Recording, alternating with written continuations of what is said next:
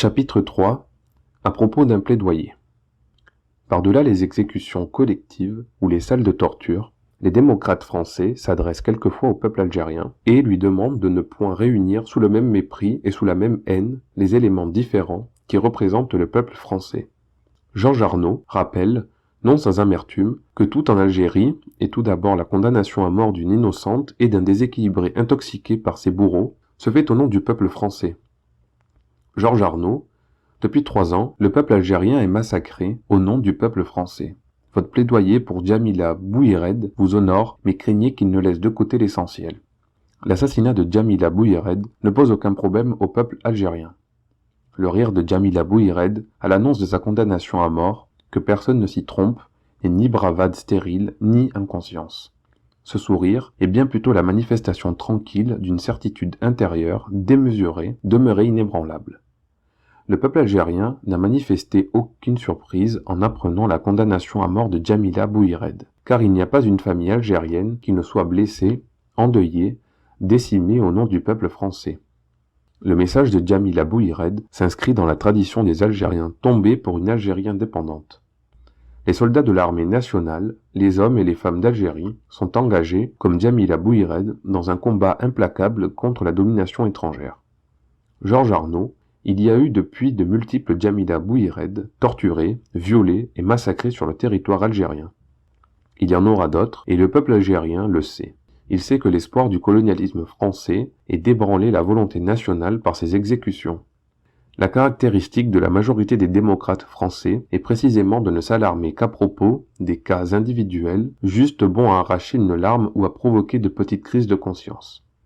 On mesure ici la réalité du retard historique de la conscience française à la lutte pour le respect des libertés individuelles et les droits de l'homme, si féconde il y a 2 siècles, et n'arrive pas à substituer la lutte pour les droits des peuples. D'où cette crispation sur des cas précis et le vain espoir d'intéresser le peuple français à l'ensemble à partir de situations limites. La situation limite, ce n'est ni Bouhired, ni Zédour, ni même le stade de Philippeville. La situation limite, c'est la volonté de 12 millions d'hommes, c'est la seule réalité et elle n'est pas simplifiable. Pensez-vous vraiment, Georges Arnaud, rendre service au peuple français en lui parlant de Djamila Bouhired, quand bien même Djamila Bouhired serait pardonnée, de quoi, et graciée, est-ce que la lutte du peuple algérien et la répression faite au nom du peuple français changeraient de forme? Il est vrai que votre livre a été écrit pour un public français. Il est vrai aussi qu'il existe en France depuis quelque temps des habitudes fascistes dont font les frais les écrivains qui se respectent. À cause de tout cela, votre initiative est courageuse. Ce qui est essentiel, voyez-vous, Georges Arnaud, c'est de ne pas brouiller les cartes, c'est de ne pas présenter Djamila Bouhired comme une pauvre fille victime de la méchanceté. Djamila Bouhired est une patriote algérienne, consciente, organisée au sein du FLN. Elle ne demande ni commisération, ni pitié. La dignité de Djamila Bouhired, son extraordinaire ténacité, son obstination à se tenir debout, à ne pas parler, son souci de sourire devant la mort constituent les caractéristiques essentielles de l'attitude nationale du peuple algérien. La mort de Djamila Bouhired, vous avez raison Georges Arnaud, pose un problème au peuple français. Nous devons toutefois reconnaître que depuis 3 ans, il ne semble pas que ce peuple ait perçu la responsabilité effroyable qu'il prenait devant le monde et devant l'histoire en cautionnant, en participant à cette guerre d'Algérie dont on a pu dire qu'elle était la plus grande honte de notre époque. Maître Jacques Vergès n'a pas pu plaider pour Djamila Bouhired.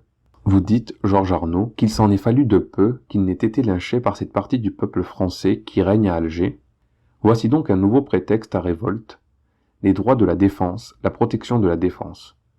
Que nous sommes loin de cette guerre, qu'il faudra bien le reconnaître un jour, concerne 2 peuples. Quant à Jacques Vergès, originaire de la Réunion, colonie française, il nous suffit de nous souvenir comment plusieurs d'entre nous furent piétinés à Lyon, il y a 10 ans, pour nous sentir de plein pied avec lui. Il y a 10 ans, des centaines d'ouvriers et d'étudiants algériens, manifestant leur solidarité à un parent de Maître Vergès, victime d'un complot colonialiste à la Réunion, étaient matraqués par la police et la gendarmerie française. Y a-t-il si loin de la Réunion à Alger?